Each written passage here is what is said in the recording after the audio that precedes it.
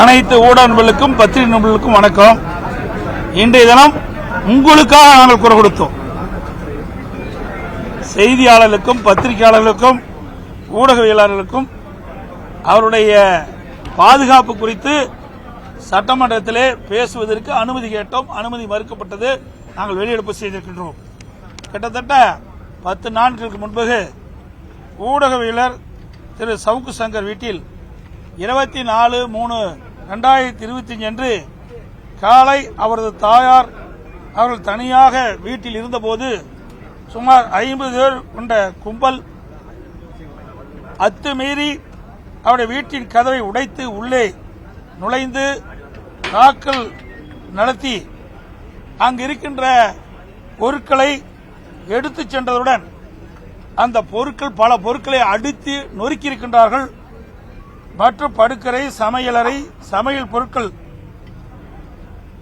அனைத்தும் அதை சேதப்படுத்துகின்றார்கள். அதோடு வீட்டுக்குள் நுழைகின்ற பொழுதே அவள் எடுத்து வந்த அந்த மலத்தை வீட்டுக்குள் கொட்டியும் சாக்கடை தண்ணீரை ஊற்றியும் வீட்டை மிக மிக மோசமான முறையிலே, கொடுமையான முறையிலே இந்த செயல் செய்திருக்கின்றார்கள். அதை நாங்கள் வன்மையாக ஏற்கனவே கண்டித்திருக்கின்றோம். இப்படி கீழ்த்தரமான செயல் இதுவரை தமிழகத்திலே நடந்த வரலாறு இல்லை.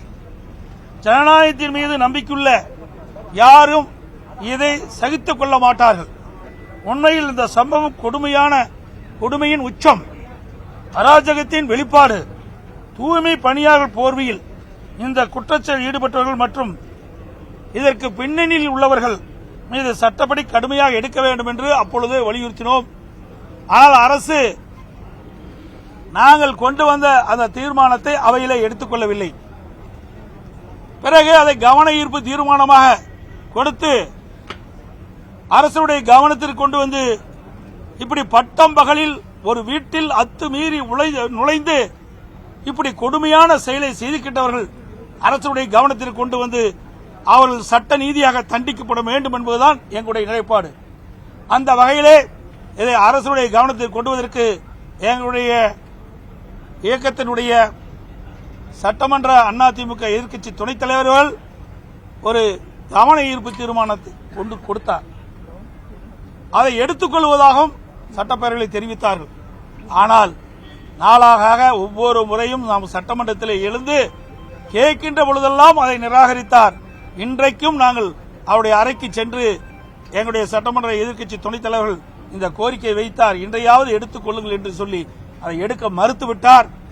அது மட்டுமல்ல, அவை முன்னவர் இதையெல்லாம் பொருட்படுத்தவில்லை. இதெல்லாம் ஒரு பெரிய செயலா என்று கேட்கின்ற அளவுக்கு இந்த ஆட்சியாளர் இருக்கின்றார்கள். ஒரு நாட்டில் ஆளுகின்ற ஆட்சியாளர்கள் மக்களுக்கு பாதுகாப்பாக இருக்க வேண்டும். அதை விட்டுவிட்டு நாட்டில் இவ்வளவு பெரிய பிரச்சனை ஏற்பட்டுகின்றது, இதை பற்றி விவாதிக்க கூடாது என்று சொன்னால் எதை பற்றி விவாதிப்பது? அவர் பிரபலமானவர், அனைவருக்கும் தெரியும். உங்களைப் போல் அவரும் ஊடகவியலர். அதை முதலில் புரிந்து கொள்ள வேண்டும். அப்படிப்பட்டவருக்கே இப்படிப்பட்ட நிலைமை. சாதாரண மக்களுக்கு இந்த ஆட்சியில் என்ன பாதுகாப்பு கிடைக்கும் என்பதை நாம் எண்ணி பார்க்க வேண்டும். அதோடு அவர்களெல்லாம் கைது செய்யப்பட்டதாக பத்திரிகைகளை பார்த்தோம். என்ன வழக்கு போட்டிருக்கிறார்கள்? ஒரு சாதாரண வழக்கை போட்டு அன்றைய தினமே அவர்கள் ஜாமீனை வந்து விட்டார்கள். ஆக ஒரு வீட்டில் அத்துமீறி நுழைந்து பொருட்களை சேதப்படுத்தி பொருட்களை எடுத்துச் சென்று மலத்தை கொட்டி அங்கே ஒரு அசிங்கத்தை உண்டாக்கிவிட்டு தாராளமாக வெளியே செல்கின்றார்கள். அவர்களெல்லாம் இந்த அரசு கண்டுகொள்ளவில்லை. இங்கே ஆட்சி நடக்குதா அல்லது ஒரு சர்வாதிகாரம் நடக்குதா என்று தெரியவில்லை. மக்களை பாதுகாக்கக்கூடிய ஒரு அரசாங்கமே இதை கண்டுகொள்ளவில்லை என்றால் எப்படி இந்த அரசு சட்ட ஒழுங்கை பாதுகாக்கும் என்பதை நாம் எண்ணி பார்க்க வேண்டும். அதான் இதை முதல் கேளுங்க, அப்புறம் அடுத்த அறிவிப்பு ஏன் போறீங்க? இது எவ்வளவு உங்களுக்கு தாங்க பாதுகாப்பு? நீங்க எல்லாம் ஊடக நண்பர்கள், பத்திரிகை நண்பர்கள், நீங்க எழுதுகின்ற செய்தி மக்களுடைய செய்தி. பிரச்சனை ஏற்பட எழுதுறீங்க, உங்களுக்கு பாதுகாப்பு இல்லைன்னா யார் பாதுகாப்பு கொடுப்பது? ஊடகம் பத்திரிகையும் இந்த நாட்டுடைய தூண்ங்க. இவர்கள் மூலமாகத்தான் நாட்டு மக்களுக்கு நாட்டில் இருக்கிற நிலவுகின்ற பிரச்சனைகள் செய்திகள் போய் சேரக்கூடிய சூழ்நிலையை உருவாக்கக்கூடியவர் நீங்கள். அப்படிப்பட்ட ஒருவருக்கு இப்படிப்பட்ட நிலைமை வருகிறது. இதை சட்டப்பூர்வமாக நீங்க நடவடிக்கை எடுக்க வேண்டும் தான் நாங்க கேட்கிறோம். ஆனா சட்டப்பூர்வமாக நடவடிக்கை எடுக்க வேண்டிய அரசாங்கம் அதை கண்டுகொள்ளாம ஒரு சாதாரண வழக்கு போட்டு அன்றைய தினமே வெளியில் வராங்க. சொல்லுங்க பார்க்கலாம், எப்படி மிக மோசமான ஒரு சட்ட ஒழுங்கு தமிழகத்தில் இருக்கு என்பதுக்கு இதுவே சான்று. ஏற்கனவே 2 முறை தொடர்பாக சட்டமன்றத்தில் பேச நீங்க முற்பட்டிருக்கீங்க. 2 முறையும் உங்களுக்கான அனுமதி மறுக்கப்பட்டிருக்கு. 2 முறையில் இது கொடுத்ததிலிருந்தே ஏற்கனவே இதை இந்த ரைஸ் பண்ணாங்க சட்டமன்றத்தில். இதை கவன ஈர்ப்பா கொடுத்தாங்க. கவன ஈர்ப்பா எங்களுடைய சட்டமன்ற எதிர்க்கட்சி துணைத் தலைவர்கள் கொடுத்தார், முறைப்படி கொடுத்தார். அப்போ எடுக்கல. சட்டமன்றத்தில் இந்த பிரச்சனை எழுப்பணும், உங்களுக்கு வாய்ப்பு தரணும்னு சொன்னாங்க. இதுவரைக்கும் வாய்ப்பே கொடுக்கல. கேட்டா 10 நாளா நாங்க இதை தொடர்ந்து கேட்டுக்கிட்டே இருக்கிறோம். இது ஒரு முக்கியமான பிரச்சனைங்க. உங்களுக்கெல்லாம் பாதுகாப்புக்காகத்தான் இந்த பிரச்சனையை எழுப்புறோம். ஆக ஒரு பிரபலியமான ஒரு நபருக்கு பட்டம் பகல் அவர் வீட்டில் உள்ள பூந்து அடிச்சு நொறுக்குறாங்க. உங்க தொலைக்காட்சி எல்லாம் பார்த்தோம், பத்திரிகை எல்லாம் பார்த்தோம். எவ்வளவு கொடுமையான செயல். அதற்கு தான் இந்த அரசு என்ன நடவடிக்கை எடுத்திருக்குதுன்றது கேட்டோம். பதிலே இல்லை. மாத்தினா போதுமா? ஏங்க ஒண்ணும் இல்ல, ஒரு ஐடிவில போட்டா 15 நாள் சிறையில் அடைக்கிறீங்க. ஒரு செய்தியை, நாட்டில் நிலவுகின்ற செய்தியை வெளிப்படுத்தினா எங்களுடைய கட்சி தோழர்களை, நிர்வாகிகளை சிறையில் அடைச்சு ஜாமீனுக்கு போராடி எடுக்கிறோம். ஒரு வீட்டில் அத்துமீறி வீட்டை உடைச்சி வீட்டுக்குள்ள சென்று அவர் தாயார கடுமையாக விமர்சனம் செய்து அங்க இருக்கிற பொருளெல்லாம் உடைச்சி சேதப்படுத்தி அங்க இருக்கின்ற பொருள் அள்ளிட்டு போறாங்க. இத கண்கூட எல்லாமே தொலைக்காட்சியில பத்திரிகையில பார்த்துருக்கோம். அப்படிப்பட்டவர்களுக்கு இந்த அரசாங்கம் என்ன வழக்கு தொடர்ந்திருக்குது, என்ன செக்ஷன்ல வழக்கு தொடர்ந்திருக்கிறீங்க? அவர் அன்றைய தினமே ஜாமீன்ல வெளியே வந்துட்டாரு. அப்படின்னா இதுக்கு பின்னால யார் இருக்கிறா? அதுதான் முக்கியம். சரியான நடவடிக்கை எடுத்திருந்தா பேச விட்டுருப்பாங்க. சரியான நடவடிக்கை எடுக்கல, அதனால எங்களை பேச விட மறுக்கிறாங்க. உண்மை நிலைய சட்டமன்றத்தில் பேசினா வெளியில் வரும்ல, அதனால அவர்கள் பேசி மொழிகி எங்களை அவையிலே பேசுவதற்கு அனுமதி மறுக்கிறாங்க. இதுதான்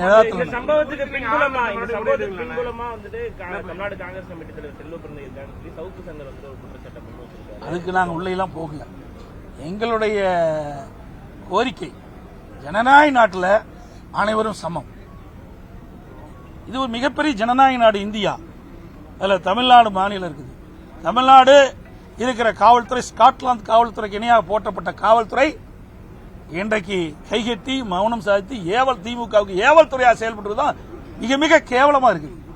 இது எல்லா பகுதியிலுமே போகுது, எல்லா மாநிலத்திலும் இது போகுது, செய்தியா நீங்க போகுது. ஆக ஒரு பிரபலமான ஊடகவியலா இருக்கு. இப்படிப்பட்ட நிலைமைனா அப்புறம் தமிழகத்தில் எங்க சட்ட ஒழுங்கு சரியா இருக்குது? முதலமைச்சர் சொல்றார் மிகச் சிறப்பா இருக்குது, அங்கொன்று இங்கொன்று தான் நடக்குது. வேண்டுமென்ற எதிர்க்கட்சிகள் இதை பெரிதுபடுத்துறாங்க. இவ்வளவு பெரிய சம்பவம் நடந்திருக்குது, சரியான வழக்குகள் அவர் மேல் போடாம அன்றைய தினமே ஜாமீன்ல வரார். அப்படி இல்லையா? ஆதரவு எதிர்ப்பு எல்லாம் எங்களுக்கு கிடையாது. ஜனநாயக நாட்டில் ஜனநாயகப்படி ஒவ்வொரு மனிதனுக்கும் பாதுகாப்பு வேணும், சட்டப்படி நடவடிக்கை எடுக்க வேணும். ஆளுங்கட்சி இதுக்கு துணை போகக்கூடாது. அப்படின்னா மக்கள் எப்படி ஜனநாயக நாட்டில் வாழ முடியும்? ஒரு அரசாங்கம் எதுக்கு தேர்ந்தெடுக்கிறாங்க? மக்களுக்கு பாதுகாப்பு கொடுக்க வேணும், அனைத்து வகையிலும் அரசு உதவி செய்ய வேண்டும். அதற்கு மாறாக அரசாங்கமே இதற்கு துணை போய்விட்டதா என்று என்ன தோன்றுகிறது? எவ்வளவு கொடுமையான செயல். ஒரு மலத்தை கூட வீட்டில் கொட்டினா ஒத்துக்குவாங்களா? அவர் வீட்டில் கொண்டு கொட்டினா ஒத்துக்குவார் அவரு? இன்றைக்கு அவை முன்னவர் சொல்றாரு இதெல்லாம் ஒரு பெருசா, அவர்களுக்கு பெருசா தெரியாது, திமுக காரங்க இதெல்லாம் பெருசா தெரியாது. நாட்டு மக்களை சிந்திச்சா தானே தெரியும். நாட்டு மக்களுக்கு பிரச்சனை என்னன்னு தெரியாம இருக்கிற ஒரு அரசாங்கம் இந்த அரசாங்கம். நாங்க மக்களுடைய பிரச்சனைக்காக நாங்க குரல் கொடுக்கிறோம். அவர் என்றெல்லாம் நாங்க பாகுபாடு பார்க்கல. எந்த ஒரு மனிதருக்கு இப்படிப்பட்ட நிகழ்வு நடக்கக்கூடாது என்பதுதான் எங்களுடைய நிலைப்பாடு. இப்படிப்பட்ட கவன ஈர்ப்பு தீர்மானம் ஏதாவது சொல்ல, ஏதாவது எடுக்கல சொல்லுங்க. எத்தனை கவன ஈர்ப்பு? இவர்கள் இன்னும் சொல்ல போனா ஆட்சிக்கு வருவதற்கு முன்பு ஒரு நிலைப்பாடு, ஆட்சிக்கு வந்த பிறகு ஒரு நிலைப்பாடு. ஆக இரட்டை வேடம் போட்டுக்கிட்ட ஒரே கட்சி திமுக கட்சி. 2021 சட்டமன்ற பொதுத் தேர்தல் போது தேர்தல் அறிக்கையில் என்ன குறிப்பிட்டாங்க? ஆண்டுக்கு 100 நாள் சட்டமன்றம் நடக்குன்னு சொன்னாங்க. மொத்தமே 119 நாள் தான் நடந்திருக்குது. இப்பதான் இத தொலைக்காட்சியிலையும் ஊடகத்திலையும் பத்திரிகையிலையும் நாங்கள் வெளியிட்ட காரணத்தினால இப்போ கிட்டத்தட்ட ஒரு 20 நாள் நடத்துறாங்க. இல்லைன்னா இது நடத்த மாட்டாங்க. இப்படிப்பட்ட ஒரு சம்பவம் நடந்துகிட்டு இருக்குது. நல்லா சிந்திச்சு பாருங்க. இவர்கள் தேர்தல் நேரத்தில் கொடுக்கப்பட்ட எந்த அறிவிப்பாவது நிறைவேற்றிருக்காங்களா? எதுவுமே இல்ல. சட்டமன்றத்தில் பேசுறதுக்கு வாய்ப்பு கொடுக்கறதில்ல. எத்தனை கவன ஈர்ப்பு நாங்கள் எடுத்துக்க தெரியுங்களா? மாலை 5 மணி வரை நாங்கள் மானிய கோரிக்கை நடத்தியிருக்கிறோம். மக்களுடைய பிரச்சனையை பேசுவதற்கு எதிர்க்கட்சி உறுப்பினருக்கு முழு வாய்ப்பு கொடுத்தோம். அவர்கள் பேசுவதெல்லாம் கவனமா எடுத்துக்கொண்டு அதை தீர்த்து வச்சதுனாலதான் எங்களுடைய அரசாங்கம் சிறப்பான அரசாங்கம் என்று மக்கள் போற்றப்பட்டார்கள். இந்த அரசாங்கத்தை பத்தியே பேச முடியல. 10 நிமிஷம் பேசுகிறாங்க. 10 நிமிஷத்துல என்னத்து பேசுறது?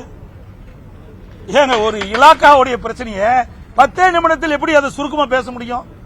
அவ்வளவுதான், அது முடிஞ்சு போச்சு. அதுவும் பல பேருக்கு பேசுறதுக்கு வாய்ப்பே இல்லை. அதிமுகவில் 62 உறுப்பினர் எங்களோட இருக்கிறாங்க. பல பேருக்கு பேசுறதுக்கு வாய்ப்பில்லா போச்சு. மக்கள் பிரதிநிதிகள் சட்டமன்றத்தில் மக்களுடைய பிரச்சனை பேசுறதுக்கு தான் வராங்க. ஆனா இந்த அரசாங்கம், இந்த சட்டமன்றம் அதுக்கு அனுமதி கொடுக்க மறுக்குது. அதுதான் நாங்க வன்மையா கண்டிக்கிறோம். நீட் தேர்வு ரத்து செய்யப்படும் அப்படின்னு சொல்லிட்டு இருக்காங்க. இப்போ திரும்பவும் அனைத்து கட்சி கூட்டம் கூட்டப்படும் அப்படின்றத முதலமைச்சர் சொல்லியிருக்காரு. ஏங்க, அவரு நீட் தேர்வு ரத்து செய்யப்படும் என்று மக்கள்கிட்ட வாக்கு பெறுவதற்காக வாக்கு கொடுத்துட்டாரு திமுக சார்பா. இன்னைக்கு வேற வழி இல்ல. நாட்டு மக்கள்கிட்ட போனா கேள்வி கேட்பாங்க. அதுக்கு மலுப்பலான பதில் ஏதாவது வேணும்ல? அதுக்காகத்தான் இந்த நீட் தேர்வு சம்பந்தமா அனைத்து கட்சி கூட்டத்தை கூட்டம் சொல்லியிருக்காரு. ஏன் இதற்கு முன்பு தேர்தல் நேரத்தில் தேர்தல் அறிவிப்பு வெளியிட்டீங்களா திராவிட முன்னேற்ற கழகத்தின் சார்பா? அப்ப என்ன சொன்னீங்க? திமுக ஆட்சிக்கு வந்தவுடன் முதல் வேலை முதல் கையெழுத்து நீட் தேர்வு ரத்து செய்யப்படும். இதுவரைக்கும் பதிலே இல்லை. அதுக்கு பிறகு விளையாட்டுத்துறை அமைச்சர் திரு உதயநிதி அவர்கள் ஒரு கருத்தை சொன்னார். நீட் தேர்வு ரத்து செய்வதற்கு எங்கிட்ட ஒரு ரகசியம் இருக்குன்னு சொன்னார். அமைச்சர் ஆயிட்டார். இப்போ அந்த ரகசியத்தை வெளிப்படுத்துங்க. எத்தனை நாளைக்கு தான் அந்த நாட்டு மக்களை ஏமாத்துவீங்க? சொல்லுங்க பார்க்கலாம். அது மட்டும் இல்ல, கிட்டத்தட்ட ஒரு 10 நாளைக்கு முந்தி நினைக்கிறேன், சட்டமன்றத்தில் இந்த நீட் தேர்வு குறித்து பேசிக்கொண்டிருந்த பொழுது நான் முதலமைச்சர் அவர்கள் கருத்தை தெரிவித்தார். இது நீதிமன்றத்தில் இருக்குது, எங்களால முடியாதுன்னு சொல்லிட்டார். அப்புறம் எதுக்கு அனைத்து கட்சி கூட்டம் போடுறீங்க? ஏற்கனவே சட்டமன்றத்தில் உங்களுடைய கருத்தை தெரிவிச்சிட்டீங்க. நீதிமன்றத்தில், உச்ச நீதிமன்றத்தில் இந்த வழக்கு நிலுவையில் இருக்குது, அதனால இது எங்களால முடியாதுன்னு சொல்லிட்டீங்க. மீண்டும் எதற்கு ஒரு முறை சட்டமன்றத்தில் தன்னுடைய கருத்தை, திமுக கருத்தை பதிவு செஞ்சு மக்களை ஏமாற்றுவதற்காக, இளைஞர்களை ஏமாற்றுவதற்காக ஒரு நாடகத்தை அரங்கேற்றினார். அனைத்து கட்சி கூட்டம் ஒரு நாடகத்தை அரங்கேற்றிருக்கார். ஏன்னா தேர்தல் வந்தா போய் மக்கள்கிட்ட கேட்கும்போது இதை கேள்வி கேட்பாங்கள, அதை மக்களிடத்திலிருந்து தன் தவறை மறைப்பதற்காக இந்த அனைத்து கட்சி கூட்டத்தை கூட்டாங்க. நாங்களும் தாங்க தீர்மானம் நிறைவேற்றணும். நாங்க மட்டும் சும்மாவா இருந்தோம்? நீட் தேர்வு தமிழகத்துக்கு விதிவிலக்கு அளிக்க வேண்டும் என்று தீர்மானம் நிறைவேற்றி மத்திய அரசுக்கு அனுப்பணும். நீதிமன்றத்தில் நாங்கள் போராடினோம். அப்பெல்லாம் எவ்வளவு கிண்டலும் கேள்வி எங்களை பேசுனீங்க. இன்னைக்கு எத்தனை பேர் இந்த ஆட்சிக்கு வந்த பிறகு எத்தனை பேர் இன்றைக்கு நீட் தேர்வு தோல்வி வந்துவிடும் என்று உயிர் நீத்திருக்காங்க? சொல்லுங்க. 20 பேர் உயிர் நீத்திருக்காங்க இது வரைக்கும். சுமார் 20 பேர். இன்றைக்கு கூட எங்களுடைய கொங்கனாபுரம் பகுதியில் ஒருவர் இறந்திருக்கிறார். எண்ணி பாருங்க. இவருடைய பேச்சை நம்பித்தான் அந்த மாணவர்கள் இருக்கிறாங்க. நாங்க நீட் தேர்வு ரத்து பண்ணிடுவோம் பொய்ய சொல்லி சொல்லி 4 ஆண்டு காலம் ஓட்டிட்டாங்க. இப்ப நம்ம பொய் சொல்வதற்கு வழி இல்லை. ஏன்னா சட்டமன்றத்திலே முதலமைச்சர் சொல்லிட்டார். அதுக்காகத்தான் இந்த நாடகத்தை அரங்கேற்றிருக்கிறார். இன்னைக்கு அனைத்து கட்சி கூட்டத்தை, நீட் தேர்வு குறித்து அனைத்து கட்சி கூட்டத்தின் மூலமாக எடுக்கப்படும். இதனால என்ன எடுக்க போறாங்க? ஒன்னும் கிடையாது. நாங்க மட்டும் என்ன சொன்னோம்? நாங்க இல்லைன்னு சொன்னோம். என்னங்க இருக்கு? நீங்க அந்த கேள்வி கேட்கவே மாட்டேங்கிறீங்க. ஒருத்தருட்டு கூட கேட்க மாட்டேங்கிறீங்க. எங்களை தான் திருப்பி கேட்கறீங்க. சார், நாங்க எடுத்த என்ன நடவடிக்கைமோ அதே தான் நடவடிக்கை எடுக்கிறாங்க. ஆனா 2021 சட்டமன்ற பொதுத் தேர்தலின் போது இளைஞர்களையும் பெற்றோர்களையும் ஏமாற்றி கவர்ச்சிகரமாக பேசி திமுக ஆட்சிக்கு வந்தா நீட் தேர்வு ரத்து செய்யப்படும், நீட் தேர்வு ரத்து செய்த ரகசியம் இருக்குது, இப்படி எல்லாம் பொய் மேல பொய்ய சொல்லி இளைஞர்களை, பொதுமக்களை ஏமாற்றி வாக்குகளை பெற்று ஆட்சிக்கு வந்த கட்சி திமுக கட்சி. வருகின்ற சட்டமன்ற தேர்தலிலே நாட்டு மக்கள் இளைஞர்களும் பெற்றோர்களும் இப்படி பொய் பேசி வாக்குகளை பெற்ற திமுக கட்சிக்கு மரணடி கொடுக்க போறாங்க. நாங்க பின்னாடி சொல்றோம், இருக்கிறத கேள்வி கேளுங்க. சட்டமன்றத்தில் நிறைவேற்றப்பட்ட சட்ட மசோதாவை மத்திய அரசு நிராகரிச்சிருக்கு. அது மட்டும் இல்ல, இன்னைக்கு இந்த நீட் தேர்வு வந்ததுனால இன்னைக்கு அரசு பள்ளியில் படிக்கின்ற மாணவர்கள் இதுல போட்டி போட்டு மதிப்பெண் பெற முடியாத சூழ்நிலை இருந்தது. பெரும்பாலும் ஏழை எளிய மாணவர்கள், ஏழை குடும்பத்தில் பிறந்த மாணவ மாணவிகள் இன்றைக்கு மருத்துவராக வேண்டும், பல் மருத்துவராக வேண்டும் கனவு. அந்த கனவை நனவாக்கியதும் அதிமுக அரசாங்கம் தான். 7.5% உள் இடஒதுக்கீடை கொண்டு வந்து நிறைவேற்றப்பட்டு சுமார் 3000க்கும் மேற்பட்ட மாணவர்கள் இன்றைக்கு மருத்துவராக, பல் மருத்துவராக இன்றைக்கு கல்வி கற்று வருகிறாங்க. இது இந்த சாதனைலாம் அதிமுக தான் செஞ்சது. இந்த அரசாங்கம் அமைஞ்ச பிறகு, திமுக அரசாங்கம் அமைந்த பிறகு எந்த ஒரு திட்டமாவது ஒரு உருப்படியா செஞ்சிருக்காங்களா? எதுவுமே கிடையாது. எந்த திட்டத்தை அறிவித்தாலும் மக்களை ஏமாற்றுகின்ற திட்டமா தான் இருக்குது. எதுவுமே மக்களுக்கு நன்மை கிடைக்கக்கூடிய திட்டங்கள் எதுவுமே இல்லை. அது மட்டும் இல்ல, அதிமுக ஆட்சியில மிகப்பெரிய அற்புதமான திட்டங்களா கொண்டாந்தோம். அதையெல்லாம் அப்படியே மறைச்சு விட்டுட்டாங்க. சில திட்டத்தை நிறைவேற்றி அவர்கள் போய் செஞ்ச மாதிரி இன்றைக்கு அடையாளத்தை காட்டிட்டு இருக்கிறாங்க. தமிழ்நாடு சட்டமன்றத்தில் நிறைவேற்றப்பட்ட அது மட்டும் இல்ல, நீட் தேர்வை கொண்டு வந்தது காங்கிரஸ் திமுக தான். இதற்கு முழு காரணம் 2010 மத்தியில் ஆட்சி அதிகாரத்தில் இருந்த காங்கிரஸ் கட்சி.